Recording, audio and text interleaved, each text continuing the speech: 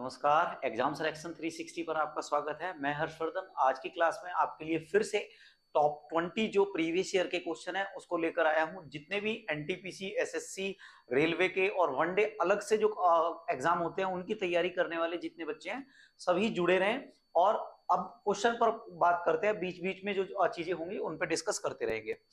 पहला हमारा जो क्वेश्चन है, हमारा पहला क्वेश्चन है कि भारतीय संविधान का कौन सा अनुच्छेद सहकारी समितियों के संवर्धन से संबंधित है।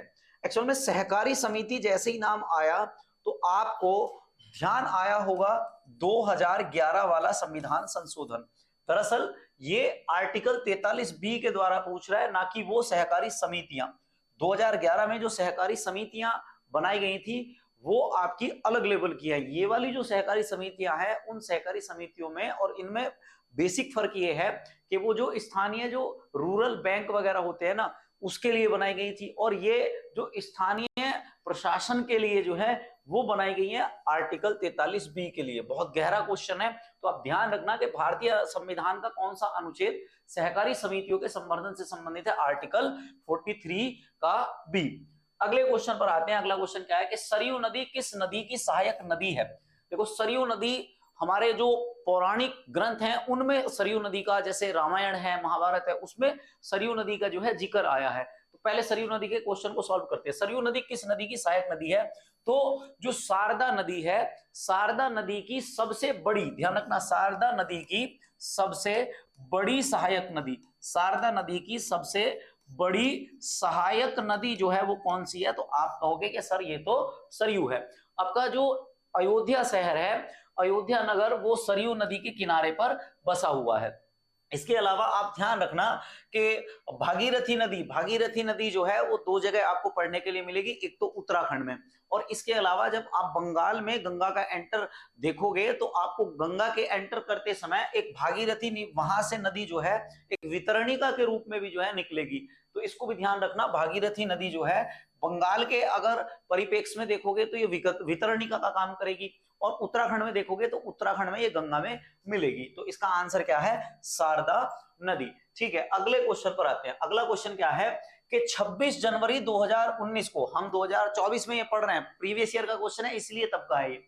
26 जनवरी 2019 को भारतीय संविधान ने अपने अस्तित्व के 69 ईयर पूरे किए हैं। इन वर्षों में 12 जनवरी 2019 तक प्राप्त जानकारी के अनुसार संविधान में कितने संशोधन किए गए थे? तो 26 जनवरी 2019 तक के हिसाब से अगर देखा जाए तब तक संविधान में 103 संशोधन हो चुके थे। कितने संशोधन हो चुके थे? 103 संशोधन हो चुके थे। और अब की अगर मैं बात करूं कि 2024 में अब तक जो है 106 संशोधन किए जा चुके हैं। कितने संशोधन? 106 संशोधन किए जा चुके हैं। भारत के संविधान में पहला संशोधन जो है कब किया गया था? 1951 में। अगला क्वेश्चन पढ़ते हैं। स्वच्छ भारत मिशन ग्रामीण के चरण 2 की शुरुआत किस वर्ष से की गई? देखो, भारत सरकार ने स्वच्छ भारत मिशन जो स्टार्ट किया था वो किया था 2 अक्टूबर 2014 को। महात्मा गांधी जी की जो जयंती है उस पर स्वच्छ भारत मिशन जो है शुरू किया था। तो स्वच्छ भारत मिशन का जो 2.0 चरण है, उस 2.0 चरण की जो शुरुआत की गई थी वो 2020-2021 से की गई थी। ठीक है, और स्वच्छ भारत के तहत अगर आप देखो तो 2024 में भारत के सबसे स्वच्छ शहरों में पहला स्थान अगर किसी का है तो वो किसका है? मध्य प्रदेश के इंदौर का जो है स्थान सबसे पहले नंबर पर आएगा। और अगर आपसे पूछा जाए स्वच्छ वायु गुणवत्ता के आधार पर सबसे स्वच्छ शहर कौन सा है, तो आ जाएगा आपका सूरत शहर, जो गुजरात का शहर है सूरत। अगले क्वेश्चन पर बढ़ते हैं। अगला क्वेश्चन क्या है कि निम्नलिखित में से कौन तीरंदाजी में भारत का प्रतिनिधित्व करता है? मतलब ये पूछना चाह रहा है कि इनमें से 4 ऑप्शन में से कौन सा खिलाड़ी ऐसा है जो तीरंदाजी से संबंधित है।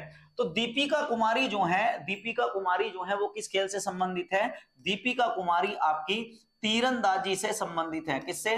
तीरंदाजी से ये क्या है? संबंधित है। इसके अलावा एक बात और ध्यान रखना कि जो आपके सौम्यजीत घोष और मनिका बत्रा हैं, ये दोनों के दोनों कौन सा खेल खेलते हैं? Table tennis. टीटी का मतलब है टेबल टेनिस। और नीरज चोपड़ा के बारे में आप जानती होंगे कि नीरज चोपड़ा जो है वो कौन से खेल से संबंधित है? भाला फेंक से संबंधित है, भाला फेंक से। और ध्यान रखना कि 2020 के जो टोक्यो ओलंपिक थे यहां पर इन्होंने गोल्ड जीता था, और 2024 के जो पेरिस ओलंपिक है वहां पर इन्होंने सिल्वर मेडल जीता है। ठीक है, अगले क्वेश्चन पर बढ़ते हैं। अब सारग्राही कला, सारग्राही कला के उच्च स्तर को दर्शाता है जिसमें 7वीं और 8वीं शताब्दी में चालुक्य वंश के अधीन उत्तरी और दक्षिणी भारत की वास्तुकलाओं को सुमेलित मिश्रण किया गया है। देखो क्वेश्चन क्या है, क्वेश्चन बड़ा प्यारा सा क्वेश्चन है कि सारग्राही कला, सारग्राही कला जो है वो कब से संबंधित है, और 7वीं और 8वीं जो 2 सदी हैं उन सदियों का क्या है, ये मिश्रण है। तो इसका आंसर जो है वो क्या है आपका, पड़तकल है। दरअसल क्या हुआ कि यूनेस्को ने इसको जो है विश्व धरोहर की सूची में शामिल किया हुआ है। विश्व धरोहर की सूची की शामिल की वजह से जो है ये चर्चा में बना हुआ है। इसमें अलग अलग प्रकार के मंदिरों की वास्तुकला को जो है एक जगह दर्शाया गया है। तो ध्यान रखना, पड़तकल जो है वो क्या है, सारग्राही एक प्रकार की कला है जो 7वीं और 8वीं शताब्दी में क्या हुई थी, बनी थी। अगले क्वेश्चन पर आते हैं कि को विटिकल्चर, मतलब एक ये ब्लैंक है, फिल इन द ब्लैंक्स की तरह जो है क्वेश्चन दिया हुआ है कि खाली स्थान में विटिकल्चर कौन आएगा। तो देखो अंगूर की खेती को हम क्या कहते हैं, अंगूर की खेती को विटिकल्चर कहते हैं।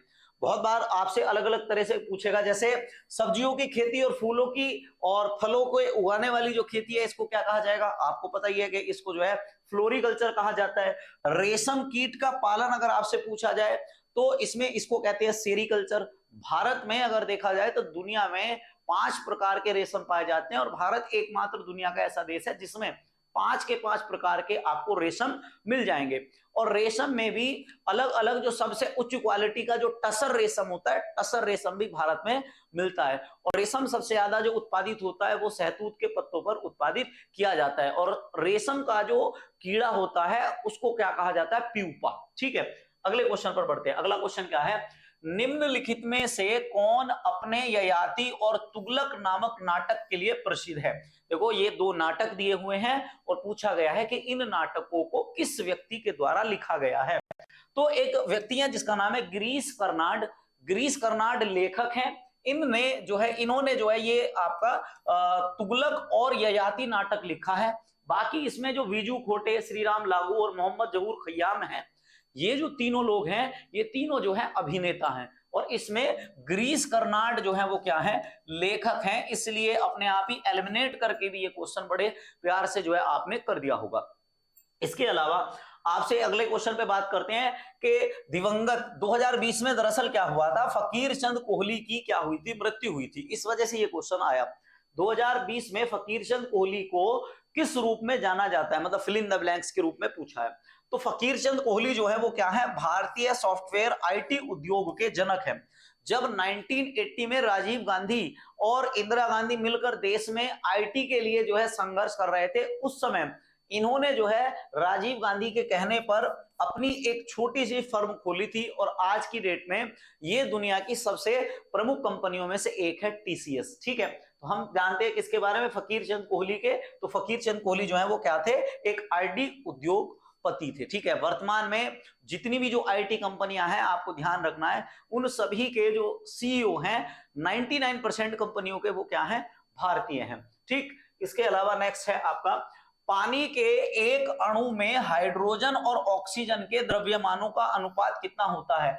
ज्यादातर बच्चों ने इसका जो आंसर किया होगा वो किया होगा 1:16। दरअसल यही वो कहना चाह रहा था, यही तो चाह रहा था कि आप ज्यादातर बच्चे गलत करें।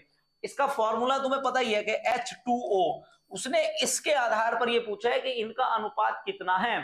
तो इसका अनुपात अगर निकालोगे तो अनुपात में आपको पता है मल्टीप्लाई करनी पड़ती है। 2 की भाग जब आप 16 से करोगे तो कितनी बार जाएगी, 8 बार जाएगी। इसलिए इसका जो आंसर क्या था, 1:8 था। ठीक है, जिन बच्चों ने 12th में मैथ पढ़ी होगी तो मोस्टली बच्चों ने जो है ये वाला क्वेश्चन कर दिया होगा, है ना। तो पानी के एक अणु में हाइड्रोजन का अनुपात कितना है, 1:8। अगले क्वेश्चन पर आते हैं, बड़ा अच्छा सा क्वेश्चन है कि केंद्रीय शिक्षा मंत्री ने 5 सितंबर 2020 को नामक एक निशुल्क मोबाइल ऐप लॉन्च किया था। मतलब 2020 के जो शिक्षा मंत्री थे उन्होंने जो है कौन सा एक मोबाइल ऐप लॉन्च किया था। तो उस समय एक मोबाइल ऐप लॉन्च किया था जिसका नाम था इंग्लिश प्रो। अब अगर आपसे पूछा जाए कि 2024 में जो इस समय भारत के जो शिक्षा मंत्री हैं अगर आपसे ये पूछा जाए कि भारत के शिक्षा मंत्री कौन है, तो भारत के शिक्षा मंत्री इस समय जो है आप कह सकते हैं धर्मेंद्र प्रधान है। कौन है? धर्मेंद्र प्रधान है। ठीक, इसके अलावा आपसे और अगर आपसे पूछा जैसे हेलो टॉक, ड्यूओलिंग और बिलीविंग ऐप, जो हेलो टॉक जो है ये आपकी पता ही होगा कि हेलो टॉक जो है जो जानी गई थी वो किसके लिए, कि जब कोई व्यक्ति मानसिक रूप से बीमार हो तो वो हेलो टॉक से अपनी जो है समस्याएं दूर कर सकता है, क्योंकि कोविड के समय जो है बहुत लोग मानसिक समस्याओं से जूझ रहे थे, उसलिए जो है हेलो टॉक जो है ऐप लॉन्च किया गया था। तो उस समय के हिसाब से जो है ये आंसर क्या था इसका, इंग्लिश प्रो। अगला एक क्वेश्चन है कि अल्फा कण को अल्फा कण के द्विआवेशित आयन जो होते हैं वो किसके होते हैं? तो अल्फा कण के जो द्विआवेशित आयन होते हैं वो किसके होते हैं? हीलियम के। किसके आयन होते हैं? वो आप कह देना कि हीलियम के ये आयन होते हैं। इसमें दो आपके प्रोटॉन और दो न्यूट्रॉन होते हैं। ध्यान रखना अल्फा कण में, ध्यान रखना दो प्रोटॉन और दो न्यूट्रॉन होते हैं, इसमें इलेक्ट्रॉन नहीं होता। ध्यान रखना इसमें क्या नहीं होता? इसमें इलेक्ट्रॉन नहीं होता है। क्लियर है? अगला एक क्वेश्चन और है भाई, बढ़िया सा क्वेश्चन है, बहुत अच्छा क्वेश्चन है कि निम्नलिखित में से किस संस्थान ने नवंबर 2020 में टीम हेलो नामक पहल शुरू की थी? देखो मैंने बताया था ना, वो एक तो हेलो ऐप था, ये टीम हेलो किसके द्वारा शुरू की गई है? संयुक्त राष्ट्र ने क्या किया था कि कोविड वैक्सीन की जागरूकता के लिए लंदन विश्वविद्यालय के साथ मिलकर क्या किया था? हेलो पहल शुरुआत की गई थी। टीम हेलो पहल शुरुआत की थी। किसने की थी? संयुक्त राष्ट्र के द्वारा ये पहल शुरू की गई थी। अगले क्वेश्चन पर आते हैं। संयुक्त राष्ट्र से तुम्हें पता ही होगा कि संयुक्त राष्ट्र की स्थापना कब हुई थी? 1945 में संयुक्त राष्ट्र की स्थापना हुई थी। और इस समय अगर आपसे पूछा जाए कि संयुक्त राष्ट्र के जो प्रमुख हैं वो कौन है, मैंने लास्ट वाली क्लासों में ही बताया आपको संयुक्त राष्ट्र के प्रमुख के बारे में, जरा उस पर आप जो है कमेंट करके बताओ। इसके अलावा मैं आपको एक जानकारी दे दूं कि अब आपकी जल्दी ही 1-2 दिन में टॉपिक वाइज क्लासें आने वाली हैं, जिसमें आपको टॉपिक वाइज जो है क्या दी जाएंगी? क्लासें दी जाएंगी। सब टॉपिक मतलब आप हिस्ट्री, ज्योग्राफी, पॉलिटी, इकोनॉमी सबको जो है टॉपिक वाइज पढ़ाया जाएगा, जिससे आपकी सारी चीजें आपकी जो है फ्री में यूट्यूब से ही सारी कवर हो जाएंगी।